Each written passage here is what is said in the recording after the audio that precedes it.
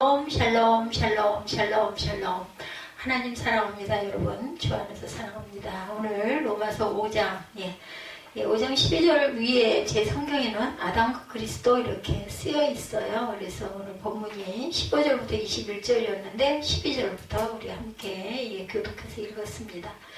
중요한 구절들 잠깐 보고 나가죠. 환난 중에도 즐거워하나니 이는 환난은 인내를.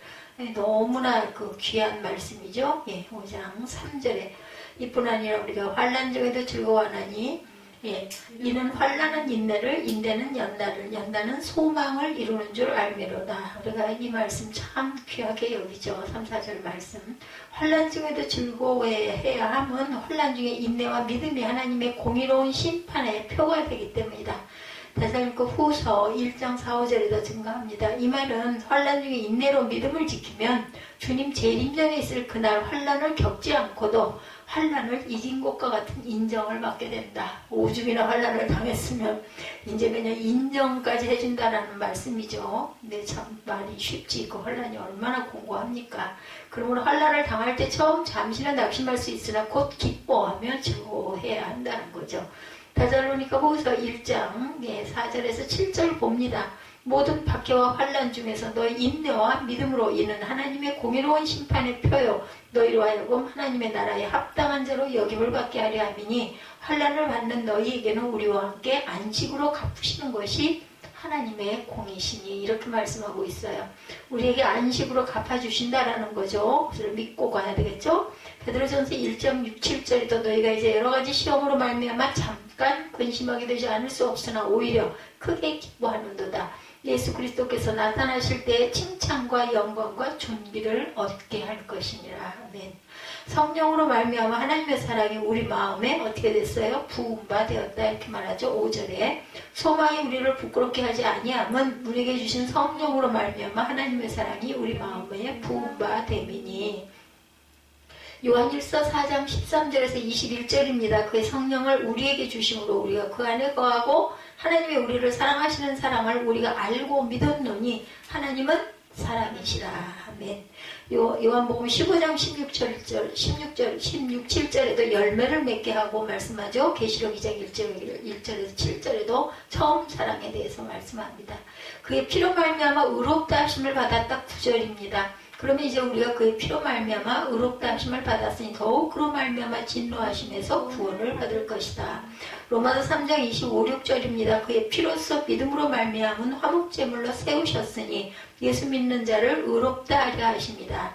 에베소서 1장 7절에도 그의 피로 속량껏 죄사함을 받게 해주신다고 그러죠. 계시록 1장 5절에도 그의 피로 우리 죄에서 모든 죄에서 해방시켜 주신다고 말씀합니다. 아담의 범죄와 같은 죄를 짓지 아니한 자들까지도 사망이 왕노릇하였나니 14절에 증거합니다.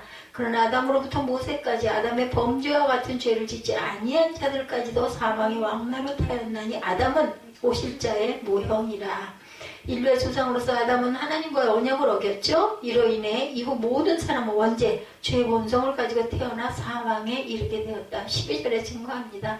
그러므로 한 사람으로 말미암아 죄가 세상에 들어오고 죄로 말미암아 사망이 들어왔느니 이와 같이 모든 사람이 죄를 지었으므로 사망이 모든 사람에게 이르렀느니라. 그래서 예수가 오신 거죠.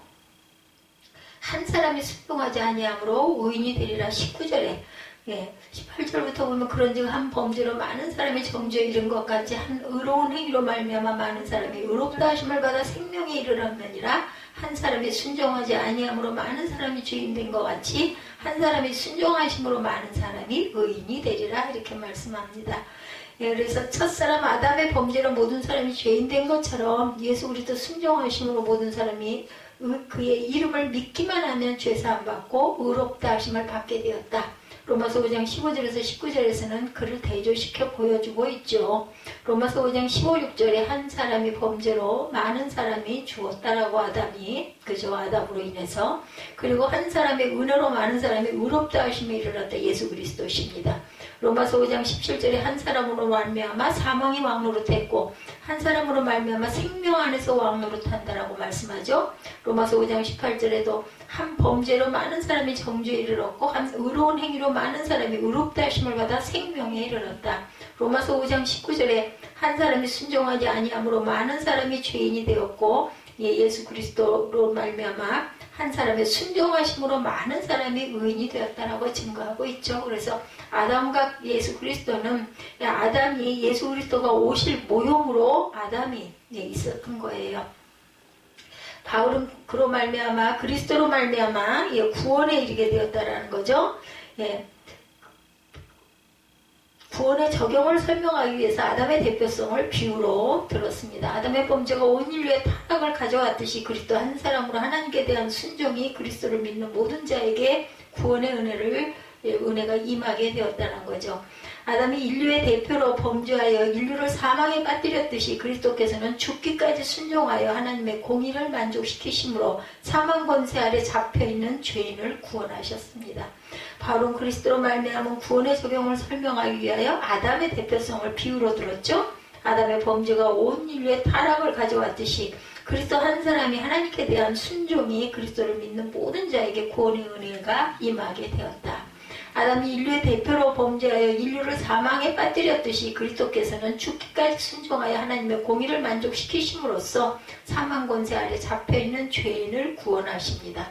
첫 번째, 그리스도로 말미암은 화평, 하나님과의 화평을 누리는 성도에 대해서 말씀하고 있어요. 5장 1절 봅니다. 그러므로 우리가 믿음으로 의롭다 하심을 받았으니 우리 주 예수 그리스도로 말미암아 하나님과 화평을 누리자, 이렇게 말하죠.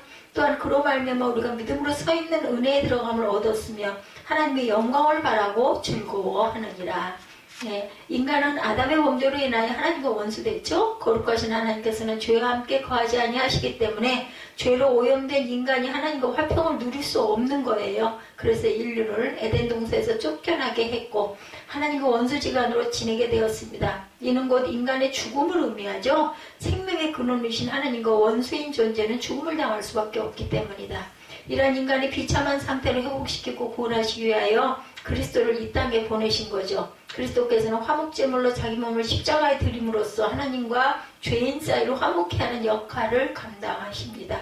그러므로 그리스도를 위해서 우리가 항상 예수님의 이름으로 기도합니다. 우리가 우리 이름으로 기도를 할 수가 없어요. 중간에 중보자 예수 그리스도가 계시죠. 그러므로 그리스도를 믿는 자는 하나님과 화평을 누리게 되었고 영생의 복을 받게 됩니다.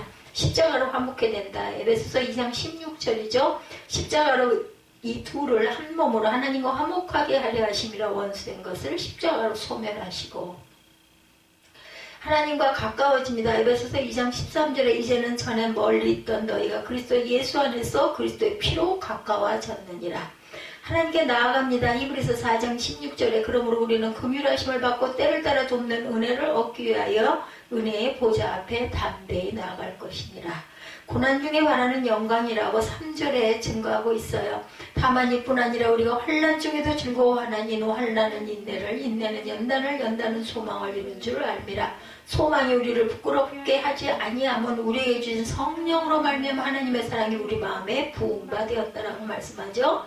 고난 중에 바라는 영광입니다.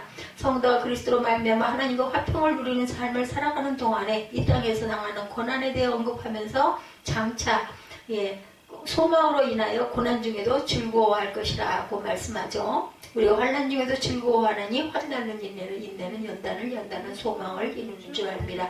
환난은 당장은 괴로워도 결국에 성도의 신앙을 연단하여 하나님이 원하시는 성숙한 신앙의 단계로 나아가게 하는 역할을 합니다. 그래서 연단을 받죠. 오히려 기뻐하고 즐거워하게 될 것이다. 성도의 바라는 영광은 궁극적으로 영원한 하나님 나라에 들어가 누리게 될 영광을 의미하죠.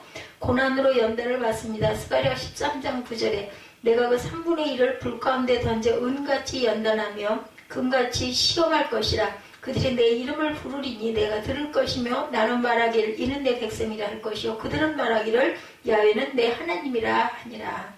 연단으로 정금같이 되죠. 욥기 23장 10절이죠. 내가 가는 길을 그가 아시나니 그가 나를 단련하신 후에는 내가 정금같이 되어 나오리라. 새하늘과 새 땅을 바라봅니다. 고린도후서 5장 1절에 만일 땅에 있는 우리의 장막집이 무너지면 하나님께서 지으신 집 곧 손으로 지은 것이 아니요 하늘에 있는 영원한 집이 우리에게 있는 줄 아느니라. 마음에 부음받은 하나님의 사랑이라고 말씀하죠. 우리 마음에 부음받았다 5절에 말씀하고 있습니다. 성도가 환난을 즐거워하는 것은 소망 때문인데 성령으로 말미암아 하나님의 사랑이 성도의 마음에 부음바 되었다. 예, 5절에 소망이 우리를 부끄럽게 하지 아니하면 우리에게 주신 성령으로 말미암아 하나님의 사랑이 우리 마음에 부음바 됨이니 우리가 아직 연약할 때 기약대로 그리스도께서 경건하지 않은 자를 위하여 죽으셨도다. 의인을 위하여 죽는 자가 쉽지 않고 선인을 위하여 용감히 죽는 자가 혹 있거니와. 예, 우리 아직 죄인 되었을 때 그리스도께서 우리를 위하여 죽으심으로 하나님께서 우리에 대한 자기의 사랑을 확증하셨느니라. 이 말씀 아주 엄청 우리가 많이 읽고 많이 외우고 감동하는 말씀이죠. 예, 의인을 위하여 죽는 자가 쉽지 않고 선인을 위하여 용감히 죽는 자가 혹은 있다라는 거죠. 네, 그 사랑은 그리스도께서 죄인을 위하여 십자가를 지심으로 구속의 은혜를 베푸시죠. 이런 하나님의 사랑은 세상에서 볼 수 없는 독특한 사랑이다. 세상에서는 의인을 위하여도 죽는 자가 쉽지 않은데 그리스도께서 죄인을 위하여 아무 죄 없는 자신의 생명을 주심으로 죄인에 대한 하나님의 무한한 사랑을 확증하셨어요. 이런 하나님의 사랑은 인간을 구원하신 하나님의 주권적인 사랑으로 증거합니다. 무궁한 하나님의 사랑입니다. 예레미야 31장 3절에 옛적에 야훼께서 나에게 나타나서 내가 영원한 사랑으로 나를 사랑하기에 인자하심으로 너를 이끌었다 하였노라. 아들을 보내심으로 나타납니다. 요한 1서 4장 10절에 사랑은 여기 있으니 우리가 하나님을 사랑한 것이 아니요 하나님이 우리를 사랑하사 우리 죄를 속하기 위하여 화목제물로 그 아들을 보내셨습니다. 네, 더욱 구원을 얻을 성도입니다. 바울은 그리스도로 말미암은 하나님의 주권적인 사랑으로 구원을 받은 성도가 더욱 그로 말미암아 진노하심에서 구원을 얻을 것이다 이렇게 말하고 있죠. 그러면 8절에 우리가 아직 죄인 되었을 때 그리스도께 우리를 위하여 죽으심으로 하나님께서 우리에 대한 자기의 사랑을 확증하셨어요. 그럼 이제 우리가 그의 피로 말미암아 의롭다 하심을 받았으니 더욱 그로 말미암아 진노하심에서 구원을 받을 것이니 9절입니다. 곧 우리가 원수 되었을 때 그의 아들을 죽으심으로써 그의 아들의 죽으심으로써 말미암아 하나님과 화목하게 되었은즉 화목하게 된 자로서는 더욱 그의 살아나심으로 말미암아 구원을 받을 것이니라.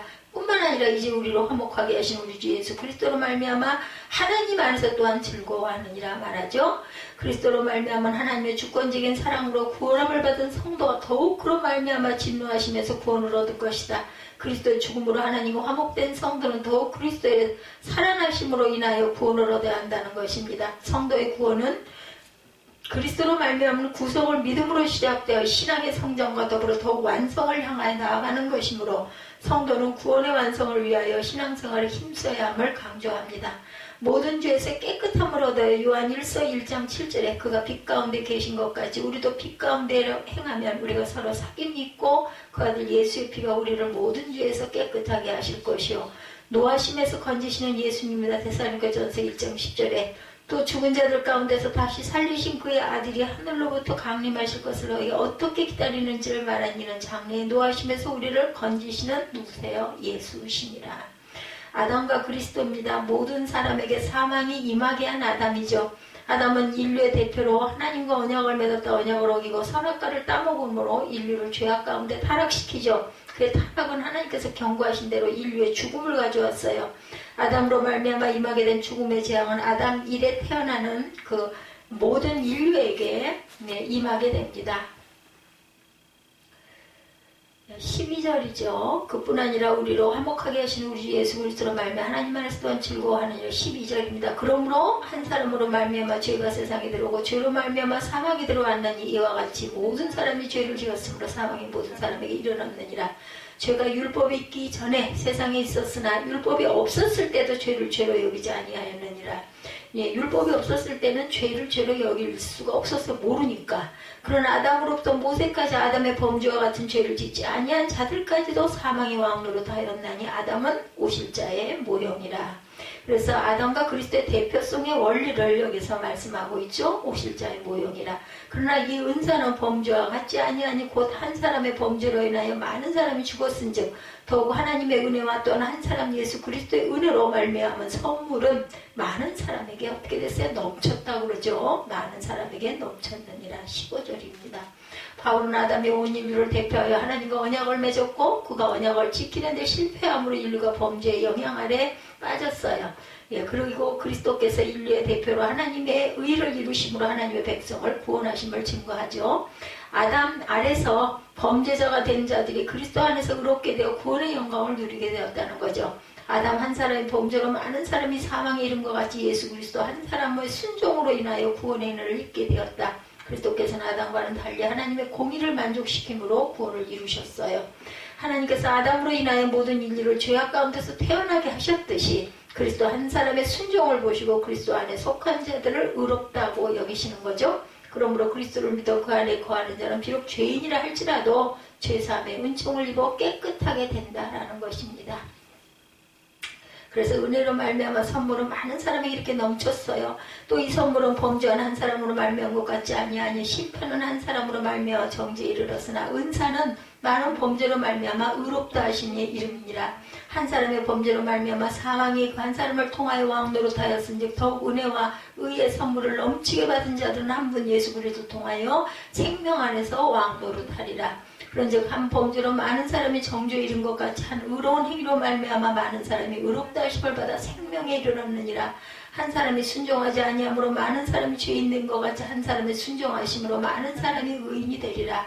율법이 들어온 것은 범죄를 더하게 하려 함이라. 그러나 죄가 더온 곳에 은혜가 더욱 넘쳤나니 이는 죄가 사망 안에서 왕노릇한 것 같이 은혜도 또한 의로 말미암아 왕노릇하여 우리 주 예수 그리스도로 말미암아 영생에 이르게 하려 함이라 말씀하죠. 모든 사람이 범죄했어요. 그리스도를 믿어 그 안에 거하는 자는 비록 죄인이라 할지라도 죄사함의 은총을 입어 깨끗하게 되었다는 거죠. 아담으로 인하여 모든 일을 죄악 가운데서 태어나게 하셨듯이 그리스도 한 사람의 순종을 보시고 그리스도 안에 속한 자들을 의롭다고 여기셨다. 모든 사람이 범죄함자 로마서 3장 23절에 모든 사람이 죄를 범하였으며 하나님의 영광에 이르지 못하더니 24절에 그리스도 예수 안에 있는 성령으로 말미암아 하나님의 은혜로 값없이 의롭다 하심을 얻은 자 되었느니라. 그리스도로 말미암아 생명을 얻어요. 로마서 6장 4절입니다.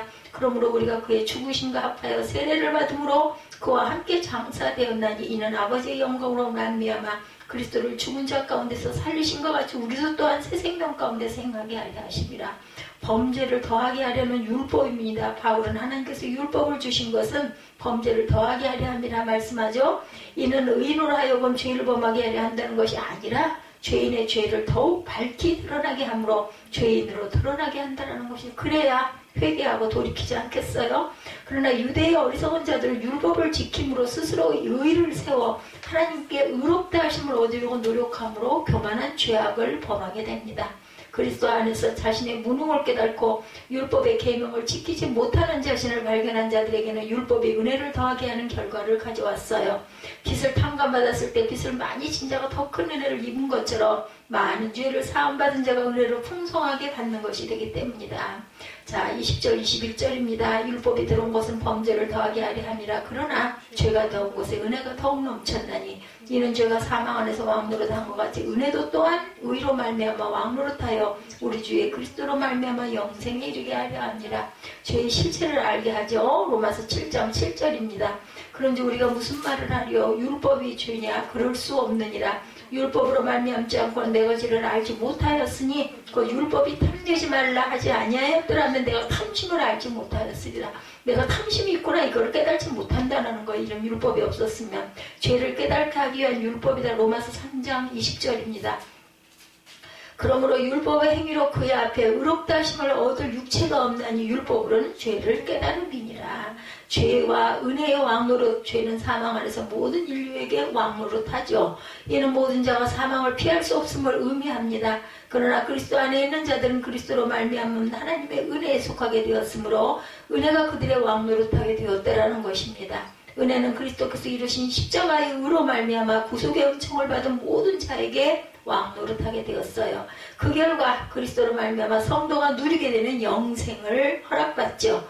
성도는 그리스도 안에서 영생을 소유함으로 이제 사망 권세와는 아무런 상관이 없는 복된 존재가 되었습니다. 우리가 변신을 한 거예요. 완전히 씨가 달라졌어요. 그죠? 그리스도의 씨가 우리 안에서 우리를 임마누엘 하시기 때문에 나와 함께 영생을 주셨어요. 로마서 6장 23절에 죄의 삭은 사망이요 하나님의 은사는 그리스도 예수 우리 주 안에 있는 영생이니라. 구원을 거저 주셨어요. 값없이 선물로. 에베소 2장 8절이죠. 너희는 그 은혜에 의하여 믿음으로 말미암아 구원을 받았으니 이것은 너에게서 난 것이 아니요 하나님의 선물이라. 그리스도 안에서 구원의 은총을 입은 성도는 이제 그 신분에 합당하게 더욱 거룩한 길로 행하여 구원의 완성을 향해 나가야 할 것입니다.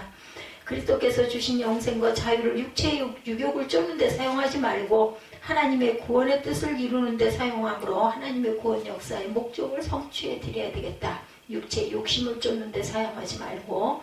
그래서 아담과 그리스도에 대한 말씀, 한 사람으로 말미암아, 그죠? 아담 한 사람으로, 예수 그리스도 한 사람으로 종로로 됐던, 그 죄에서 종로로 됐던 우리가 하나님의 의의 자녀가 되었어요. 성경에서 가르쳐주고 있는 진리의 말씀은 진리 중에서도 진리를 알 수가 있겠죠. 하나님의 말씀을 진리고 성경을 통해서 우리에게 들려주시는 교훈들, 교리들, 그것들은 정말 참된 보배로운 말씀이라고 할 수가 있는데, 안타깝게도 불신자들은 성경에서 가르쳐주고 있는 진리를 받아들이지 않을 뿐더러 때로는 반발하는 경우도 볼 수가 있습니다. 우리가 복음을 전하려 가거나 하나님의 말씀을 들려주면 말씀을 들으면서 그것을 마음을 열고 받아들이는 것이 아니라, 진리의 말씀을 받아들이는 것이 아니라 종종 거부하고 심지어 반발하는 경우도 있습니다. 왜 불신자들은 성경의 진리를 거부하는 것일까? 하나님의 말씀은 진리고 진리 중에서 참된 진리의 말씀이 하나님의 말씀인데, 불신자들은 그 말씀을 들려줄 때 우리들과 똑같은 감동을 받질 않아요. 우리들과 똑같이 환영하는 것이 아니라 그들의 마음에 담을 쌓아버리고 거부해버리고 많은데, 그 이유는 뭘까? 여러 가지 이유가 있겠지만 하나를 꼽으라고 한다면 그것은 아마 성경의 진리를 제대로 잘 이해하지 못하고 그 일부분만을 바라보고 오해하기 때문이겠죠. 이해를 못하는 거예요. 하나님 말씀이 무엇인가 정확하게 알고 깨닫는다고 하면 이처럼 보배로운 말씀이 없을 텐데, 피상적으로 들으면서 전부를 보지 못하고 일부만을 보면서 오해하고 있기 때문에 거역하죠. 거부합니다. 받아들이지 않는 것이라고 하겠죠. 그런 불신자들을 볼 때 우리 성도들은 그분들을 잘 설득시키고 싶은데 설득이 되지가 않아서 굉장히 답답해요. 너나 잘해 이런 소리 듣죠. 끄떡 잘못했다가는. 그래서 우리 크리스찬들도 불신자들을 바라보면서 크리스찬들이 불신자들을 제대로 잘 이해하지 못하기 때문에 그 어떤 실수를 범하는 건 아닌가. 맞는 이야기를 하는데, 진리의 말씀을 전하는데 왜 그들은 진리를 받아들이지 않을까? 정말 성경 말씀을 가르치고 있고 하나님의 말씀을 전하고 있는데 왜 그들은 거부할까? 그들이 거부하는 이유를 우리가 잘 모르기 때문에 우리도 답답하게 되죠. 그러다 보니 크리스천과 불신자들은 서로 만나면 대화가 잘 되지 않고 전도도 안 되고 불편한 일들이 반복되고 만나기 싫어하죠. 불편하고 뭔가 좀 부담이 돼요. 그러니까 피하려고 합니다. 벌써 딱 저쪽에서 오면 예전에 한참 전도하고 다닐 때 보면은 그냥 이렇게 외면하거나 피해가는 분들도 아마 보셨을 거예요. 우리 크리스찬들 복음을 불신자들에게 나누기 위해서는 불신자들이 왜 거부하는지, 왜 진리의 말씀을 받아들이지 않는지를 또한 우리가 연구해보고 이해할 필요가 있다. 훌륭한 선생님이라고 한다면 학생들이 무엇을 이해하는지 무엇을 이해하지 못하는지를 알면 좀 좋죠. 파악을 하면. 진리를 모르고 있는지 파악해서 그 문제 해결해줘야 학생들이 이해할 수가 있겠죠.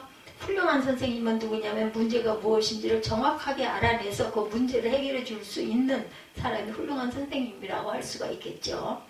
제가 어저께 지방에 가가지고 설교를 듣는데, 설교를 지금까지 지방에서 가서 들은 중에서 가장 은혜를 받았어요. 그리고 그냥 뭐랄까 마음이 하나구나. 왜냐하면 저도 설교를 그렇게 하다 보니 그랬을 것 같아요. 제가 굉장히 빠르게 말씀을 증거하죠. 저는 뭐 거의 보고 읽다시피 하는데 그분은 안 보고도 그렇게 저보다도 더 빠르더라고요. 그래서 와, 저분 저렇게 설교를 하시면은 그 성도들이 나이 드신 분들도 있으실 텐데 거기는 젊은 분들만 계실까? 이런 생각을 할 정도로, 뭐 아니면은 뭐 그것도 무슨 쉬운 무슨 그 신약이 쉽다는 것이 아니라 그냥 우리가 잘 접하는 신약의 이런 부분이 아니었고요. 출애굽기 4장, 제가 좋아하는 출애굽기 4장 4절에서 5절 사이의 말씀. 그 나라에는, 중동 그 지방에는 그 시대에 떨기나무에서 불이 타는 부분이 많대요. 그래서 그냥 사람들이 번쩍번쩍 불이 타고 있어도 그냥 지나친답니다. 그래서 보면은 4장 4절 5절에 보면은 모세도 그냥 지나쳐 갔어요. 지나쳐 가다 말고 그게 계속 타고 있으니까 이상하다 하고 돌아보았다라고 거기 저도 자세히 읽어보니까 나와 있더라고요. 근데 그걸 모든 사람들이 간과하는데 이 목사님은 그 부분을 집어서 얘기를 하더라고요. 돌아볼 줄 알고 나 자신을 들여다볼 줄 아는 사람이 하나님에게 은혜를 받는다. 이제 이런 이야기를 하면서 그래서 나중에 그 하나님이 부르시잖아요. 뭐야 모세야 모세야. 그리고 너는 나에게 왜 그러시냐고 대답을 하니까 나에게 다가오지 말고 자꾸 다가가니까 다가오지 말고 그 자리에서 신을 벗어라. 그곳은 거룩한 곳이다. 이렇게 말씀을 하시죠. 예, 거룩한 곳이니까 자꾸만 그렇게 맨발로 오지 말고 그냥 신발을 벗어라. 이렇게 말씀하시는 부분. 그러니까 가다 말고 왔다는 거예요. 출애굽기 4장 4절에서 5절을 읽어보면 그렇게 나와 있어요. 보면 3절인가요? 3절 4절 5절인가요? 출애굽기 3장 4장 4절 아니고 그날 말씀을 잘못 읽어가지고 4장 4절입니다 하고 바꿔주셨는데 출애굽기 말씀 4장 4절이라고 바꿔주셨는데 내가 그걸 기억력이 없어서 착각을 했을 수도 있으니 한번 보죠. 이게 상관이 없는 말씀이긴 하지만 그래서 제가 4장 4절 함께 읽은 기억이 나는데 3장 4절이에요? 아 그러네요. 3장 그러니까 4장 4절을 읽은 게 그게 아니라 4절 5절인가요? 내가 여기 있나 하나님이 이르시되 이리로 가까이 뭐 그러네요. 내가 선 곳은 거룩한 땅이니 내 발에서 신을 벗어라. 불꽃 안에서 그게 나타나지 그가 보니 떨기나무에 불이 붙었으나 떨기나무가 사라지지 않아서 모세가 이제 내가 돌이켜가서 이렇게 했다는 거죠. 이 큰 광경을 보리라 떨기나무가 어찌하여 타지 않은가 하니 그때 야훼께서 그가 보려고 돌이켜오는 것을 보신지라 떨기나무 가운데 그를 불러 이르시되 근데 그분이 4장 4절을 해놓고는 앞부터 쭉 뒤에까지 설명을 하셨어요. 모세야 하심에 내가 여기 있나이다 하시니 이리 가까이 오지 말라. 예, 선곳은 거룩한 땅. 그러니까 제가 얼마나 깜빡깜빡 잘 잊어버리는 사람 다 외우고 있잖아요. 그 설교가 제 귀에 딱 들어오더라고요. 그래서 내가 지금까지 들은 지방의 설교 중에서 가장 제대로 된 설교를 그렇다고 뭐 오래 길게 한 것도 아니었는데 4장 4절에 보면 야훼께서 모세에게 이르시되 내 손을 내밀어 이 말씀도 하셨어. 내밀어 꼬리를 잡으라. 그가 손을 내밀어 그것을 잡으니 그 손이 지팡이가 된지라. 그래서 지팡이와 막대기 이야기를 하시는 거예요. 네, 지팡이는 양의 머리를 이렇게 해갖고 잡아 당기는 거. 막대기는 뭐예요? 짐승들을 때려치는 그 도구를 양쪽으로 두 개를 갖고 다닌다라는 얘기를 했어요. 보면 내가 나타난 줄을 믿게 하라 함이라고 야훼께서 또 이르신 내 손을 품에 넣으라 하시며 손을 품에 넣었다 내보니 그 손에 나병이 생긴 눈같이 된지라 이렇게 하죠. 다시 품에 넣었다 내가 보니 그의 손이 본래 그의 살로 되돌아왔더라. 뱀이 되기도 하고 이런 모든 그 모세의 훈련의 과정을 말씀을 하죠. 예, 그럼에도 여호와께서 모세를 향하여 노아 이르시되 레위 사람 내 형 아론 있지 아니하냐 그러니까 안 하려고 하니까 이런 부분 4장 여기 요 초반 부분까지도 이렇게 쭉 설명을 하시면서 중점은 뭐였냐면은 돌아볼 줄 아는 믿음들이 되어야 된다. 자기 스스로를 잘 돌아볼 줄 알아야겠다. 본인도 예, 뭔가 무례한 뭔가를 요구를 하거나 지시를 하거나 하면 그전 같았으면 안 한대요. 그런데 이제는 그냥 내가 무조건 순종해야 되겠다 하는 마음을 갖게 됐다. 이분이 연세가 그렇게 많지 않잖아요. 그 전에 왜 우리 같이 가면은 키다치고 찬양하시던 분, 그분이 이제 몇 년이 흐르다 보니까 총무역을 한 3, 4년 하시고 그리고 이제 회장이 된 거죠. 그분들은 그런 교육을 받으세요. 임원이 될 사람들은 가가지고 그 회계나 그 석이나 이런 부분 빼고 총무까지 그래서 가서 몇 개월인지 그 훈련을 뭐 일주일에 한두 번씩 그렇게 받으시고 그러고 나야 총무나 회장이나 부회장을 할 수 있는지 그런 그 자격 여건이 있어요. 그걸 이제 받고 나서 몇 년이 지나서 제 뒤에 교회를 개척을 하셨죠. 그분은. 그런데 어쨌든 회장이 되셨는데 별로 총무 때까지는 무슨 설교할 일이 없고 하니까는 몰랐는데 전에 한 번 가서 그 설교를 듣고 요번에 회장들이 거의 설교를 하니까 두 번째 설교를 들었는데 첫 번째보다 이번에는 말씀이 글쎄요 제가 출애굽기를 좀 알다 보니까 귀에 들어왔는지는 모르지만 설교하는 게 저랑 너무 많이 닮아가지고 그래서 아마 익숙했던 것 같아요. 그래서 참 예, 인사를 했죠. 예, 문자로. 그분 이름이 생각이 안 나가지고, 그죠? 저 휴대폰에도 몇 년도 총무님이라고만 써져 있지 이름이 없는데 이름이 생각이 안 나고 이 이름이 맞는지를 모르겠다 보니까 전화번호를 못 찾아가지고 그거를 몇 번을 헤매고 들여다보고 하다가 나중에 이제 지방에 회지가 사진이 올라와 있는 거를 어떻게 찾아가지고 눌러봤더니 예, 회장 성함이 나와 있어서 그분을 이름을 치니까 이제 휴대폰에 번호가 저장이 되어 있는 부분이 있으니까 그 부분으로 문자를 제가 드렸습니다. 그랬더니 너무 저를 그렇게 돌봐주시고 약한 자 돌봐주시고 섬겨주시고 그렇게 따뜻하게 위로해 주셔서 너무 감사하다고 설교도 은혜가 있었다라고 그렇게 했더니 자기가 그런 얘기 들으니까 너무나 마음이 따뜻하고 본인이 좋다고 답장을 금방 하셨더라고요. 이렇게 보면 사람을 그냥 겉으로 볼 때는 그분의 직책 때문에 그냥 그런가 보다 하고 봤는데 그리고 찬양을 아주 열정적으로 하시죠. 온 몸이 땀으로 범벅을 하면서 그 찬양을 그렇게 음성도 아주 크고 우렁차고 통성기도 하자고 그러고 앞에서 인도하시는데도 그냥 찌렁찌렁 물리게 그렇게 힘이 좋은 거죠. 몸도 좀 있으시고 예, 그러니까 연세가 지금 한 40대 중후반 아니면 50대 초중반 그 정도 됐을 것 같은데 어쨌든 그래서 참 부러웠어요. 예, 저는 젊을 때 한 7, 8년 전 그 설교한 내용들이 유튜브에 떠 있잖아요. 거기 들어가 보면 와 진짜 저땐 참 이뻤네 그 생각이 날 정도고 지금은 내가 너무 많이 약해졌구나 이런 생각이 드는데 세월을 어쩌겠습니까? 모세는 근데 120세에도 눈에서 그 총기가 그대로 있었다고 하죠. 눈이 흐려지지 않았다라고. 그러니까 뭐냐? 여러분들 성령 충만입니다. 충만하셔야 돼요. 똑같은 사람을 데리고 지휘라는 또 다른 지휘자 이야기가 여기 좀 올라와 있어서 예, 전하고 예, 말씀을 마치겠습니다. 어떤 지휘자가 다른 지휘자가 성가대를 지휘할 때는 음악이 잘 안 만들어졌었대요. 그런데 똑같은 사람을 데리고 지휘를 하는 또 다른 지휘자가 그 지휘를 하니까 예, 다르다는 거죠. 예. 어떤 게 문제다라는 것도 딱 지적해주고 이걸 고치라고 해서 쫙 그걸 고쳐서 했더니 불과 몇 분 만에 엄청난 화음이 그죠? 화성이 안 됐을 때 화음만 하나 맞춰도 금방 그게 달라지잖아요. 그걸 보고는 야 정말 지휘자가 누구냐에 따라서 음악이 달라지는구나 하는 거를 딱 그건 이제 느끼는 거죠. 그냥 딱 들으면서 좀 뛰어나지 않은 지휘자는 그 음대로 하라고 윽박지르기는 하지만 왜 그 음을 못 내는지에 대해서 분석이 안 되면 제대로 못 가르치는 거죠. 그래서 중요한 건 핵심을 짚을 줄 알아야 돼요. 그것도 참 보통 재능이 아닌 것 같더라고요. 요약도 마찬가지인 것 같아요. 저도 요약을 잘 못합니다. 다 중요한 것 같아가지고 이것도 빼면 안 될 것 같고 저것도 빼면 안 될 것 같고 그래서 길어지죠. 훌륭한 지휘자는 문제가 무엇인가를 정확하게 음을 딱 들으면 어디가 잘못됐다라는 걸 드러내는 거죠. 그래서 보면은 그런 사람들을 뭐라 그러죠? 그 타고난 음감을 깨달을 줄 아는 절대 음감을 가졌다 이런 얘기를 합니다.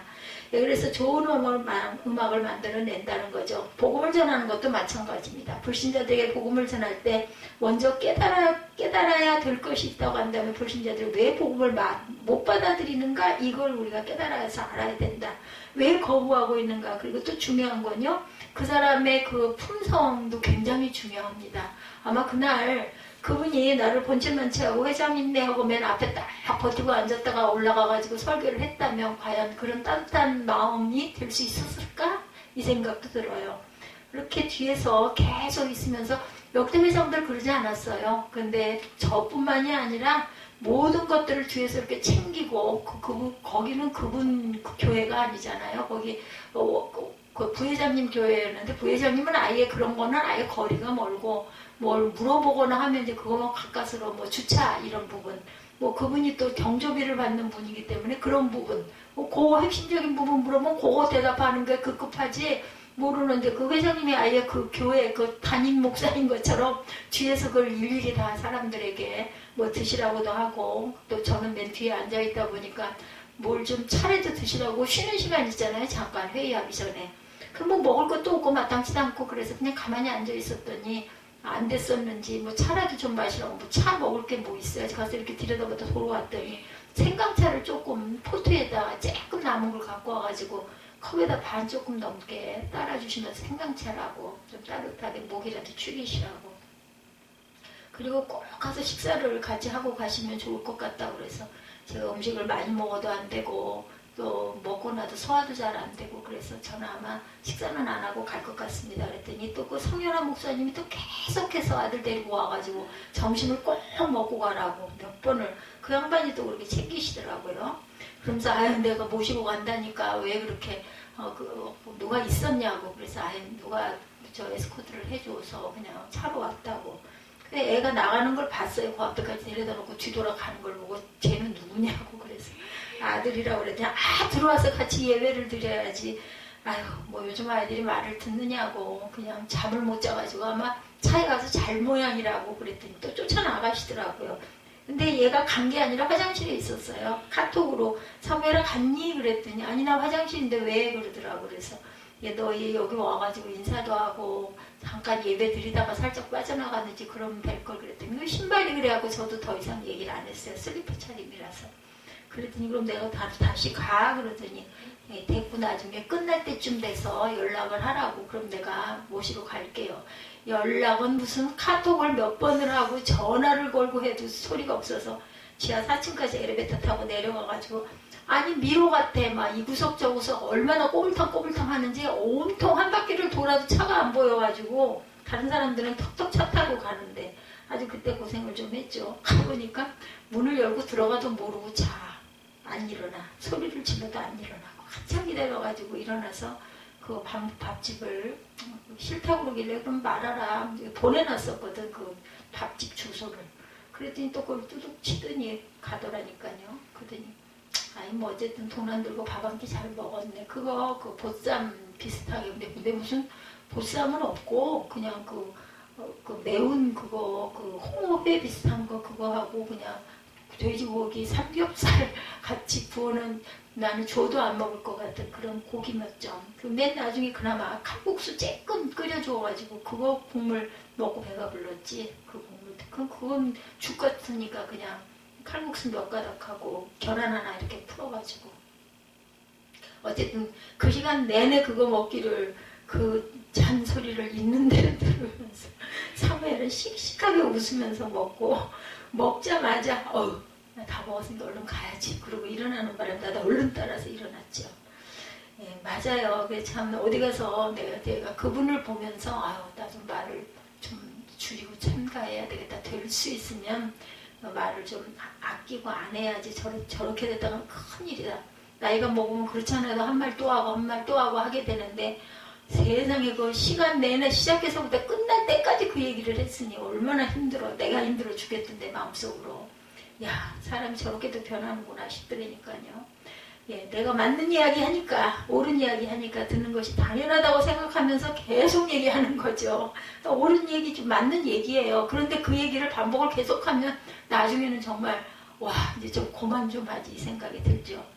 소통이 되지 않고 전달이 되지 않고 내가 외치면 외칠수록 불신자들은 기독교인들이 꽉 막힌 사람들이라고 오해를 점점 더 하고 아이고 저 사람 만나면 안 돼 그러고 피해가죠. 저기서 보이면 딴 길로 갑니다.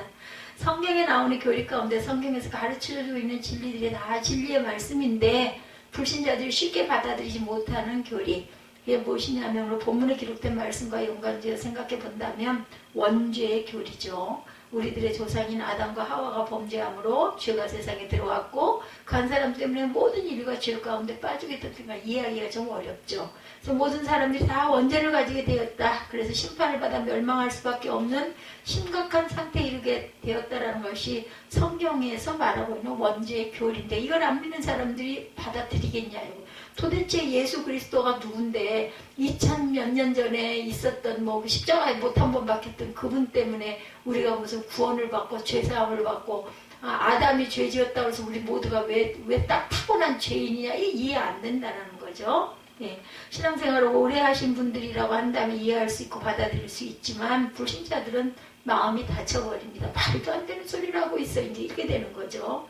거부합니다. 사람들이 왜 원죄의 교리를 거부하는 것일까? 왜 받아들이지 않는 것일까?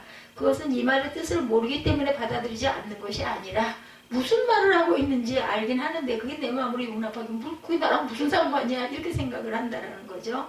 내가 짓지도 않은 죄 때문에 우리 조상이 지은 죄 때문에 내가 심판을 받아야 된다고? 이런 게 어딨어. 이렇게 된다는 거죠. 아담이 지은 내가 만나지도 않고 내가 알지도 못하는 어떤 수천 수만 년 전에 어떤 한 사람이 지은 죄 때문에 내가 심판을 받아야 된다는 건 난 이해할 수 없어.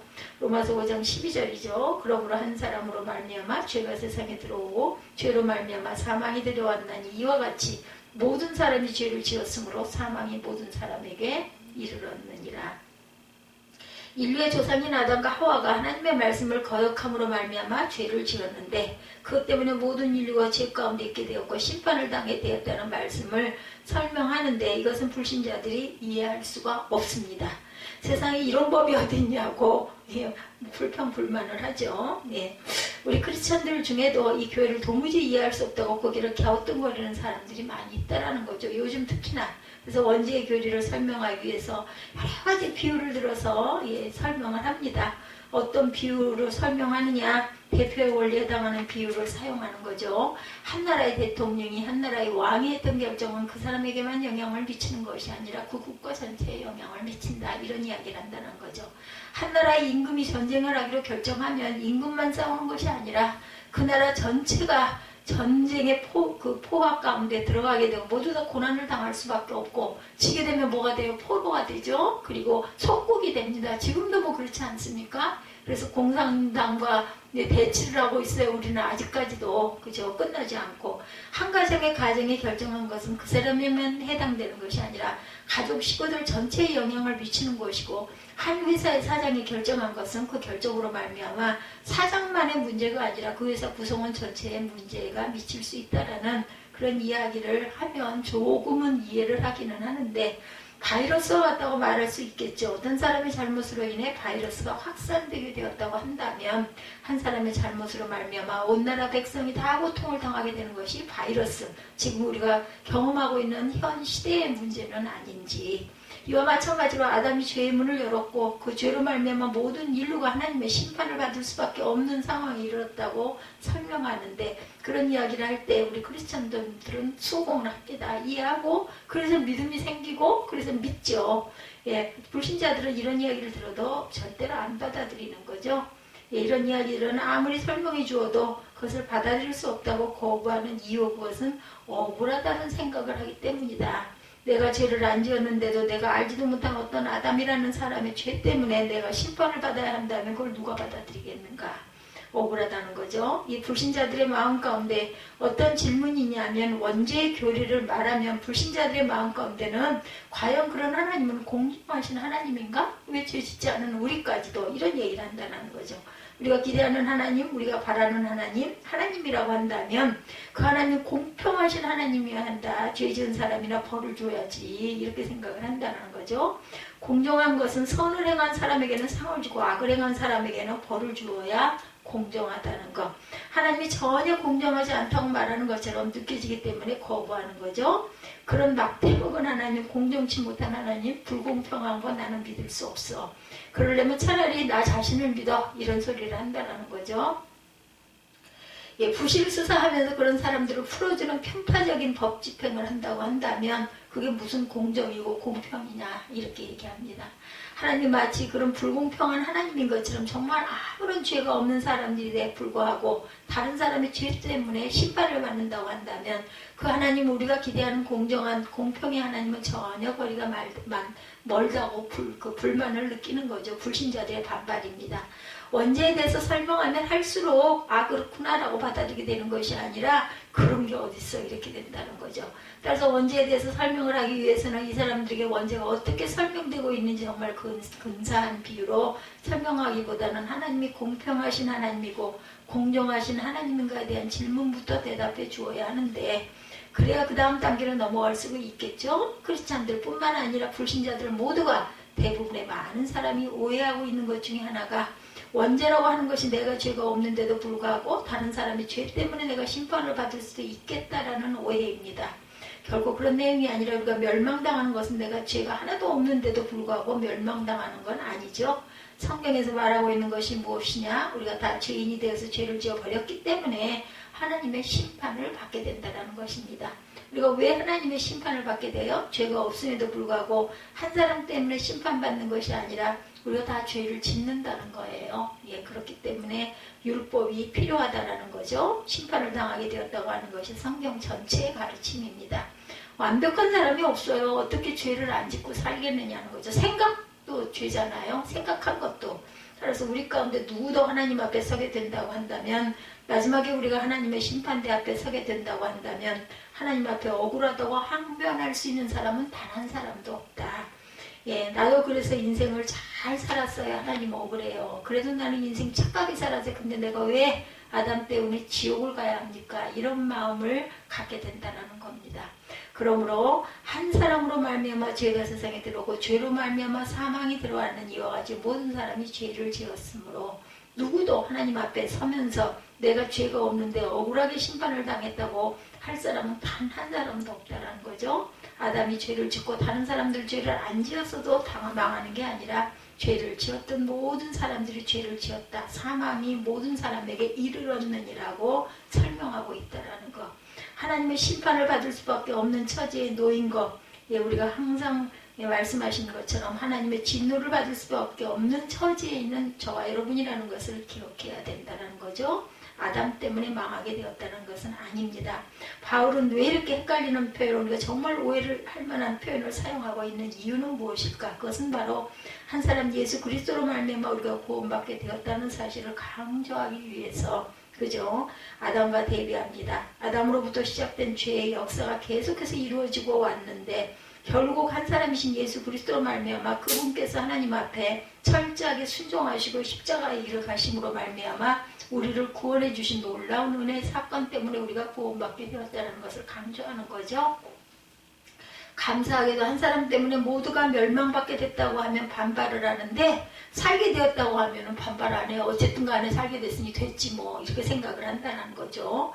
자, 그런데 어떤 정신 나간 사람이 기분 나쁘다고 불을 질러서 산불이 나게 돼서, 그래서 그것으로 인해 모든 재산이 다 소실되고 엄청난 피해를 당하게 되면 어떨 것 같아요?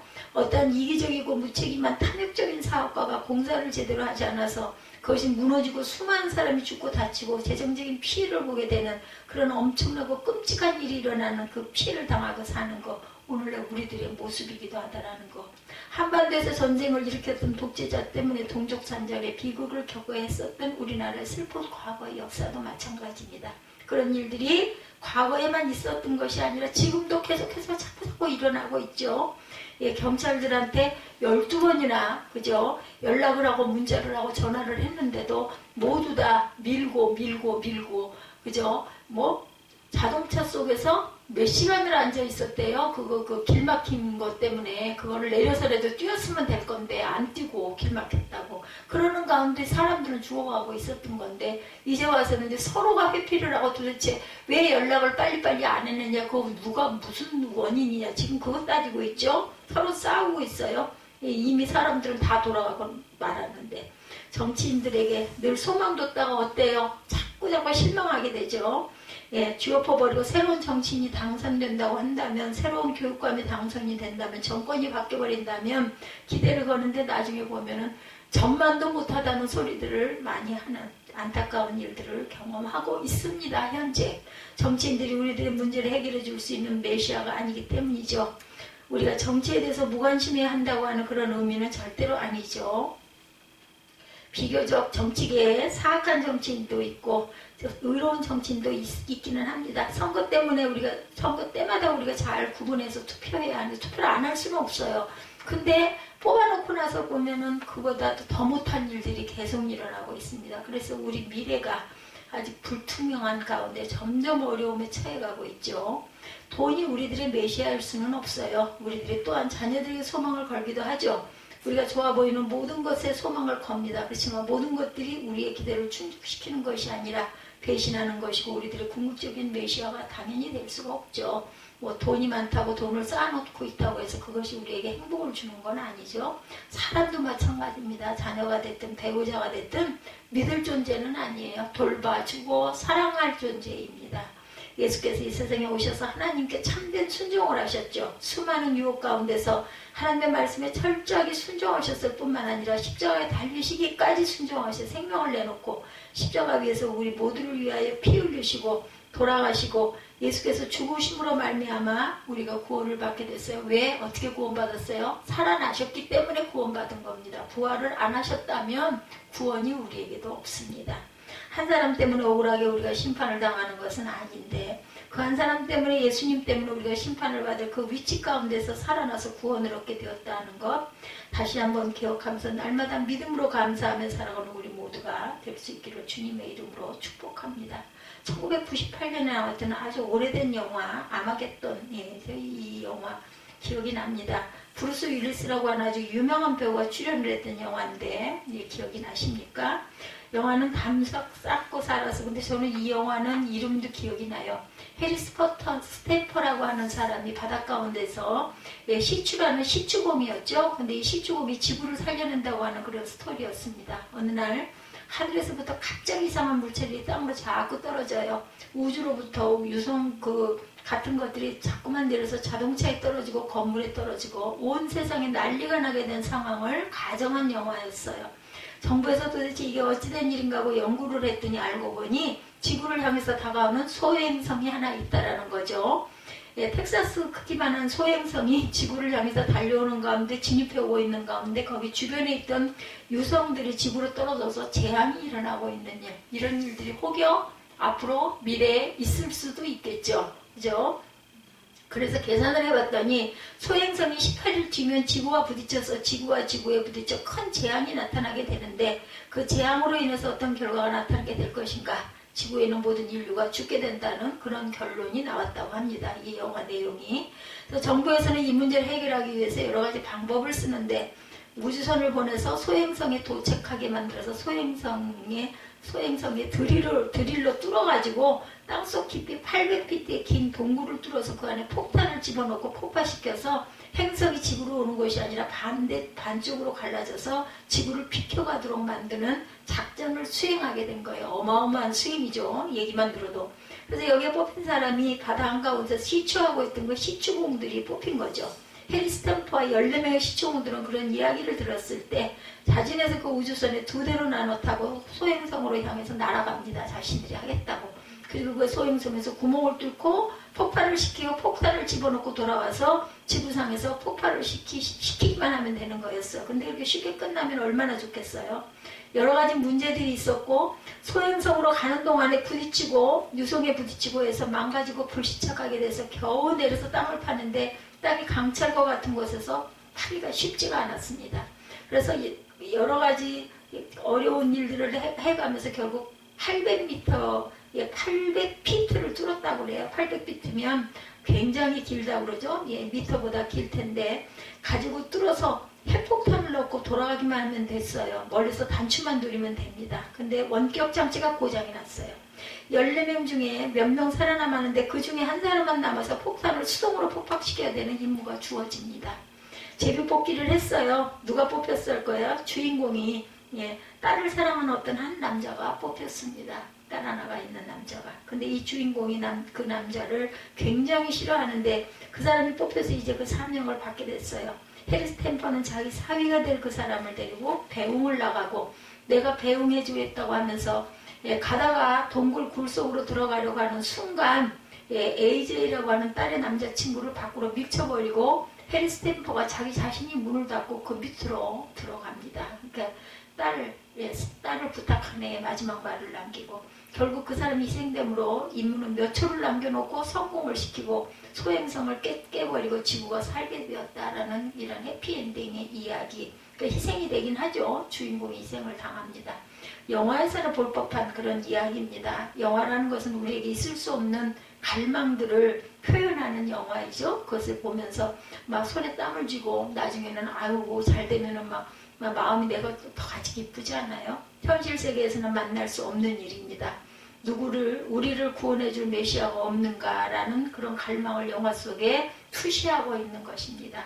우리가 현실에서 만나는 사람은 누굴까요? 우리를 살리겠다고 해놓고 서울 시민이여 안심하라고 먼저 내빼는 시대에 우리가 살고 있는 그런 현실. 우리를 위해서 정말 무엇인가를 하겠다고 나섰던 사람들이 알고 보면 자기 것만 다 챙기고 나머지는 껍데기만 내던지고 어디로 빼돌리고 도망가는 배신하는 그런 시대에 우리가 살고 있죠. 그런데 놀라운 것은 예수께서 바로 그렇게 우리를 구원해 주셨다는 거죠. 주님께서는 우리를 살리시기 위해서 핵폭탄을 폭파시켰어요. 그 해리스 스태퍼처럼 십자가에 올라가셔서 죄악의 권세를 물리치고 우리를 구원해 주심으로 말미암아 예수님 때문에 저와 여러분이 구원받게 된 줄로 믿습니다. 원하기는 저와 여러분이 이 세상에 살아가는 동안에 늘 우리가 넘어질 때마다 우리에게 소망이 없는 것이 아니라 우리를 사랑하사 목숨을 내어주신 그리스도를 다시 한번 바라보면서 기쁨으로 살아나가고 감사하고 살아나가고 넘어질 때마다 우리를 용서해 주시고 회복시켜 주시는 주님을 바라보면서 다시 한번 일어서는 우리 모두가 되기를 주님의 이름으로 축복합니다.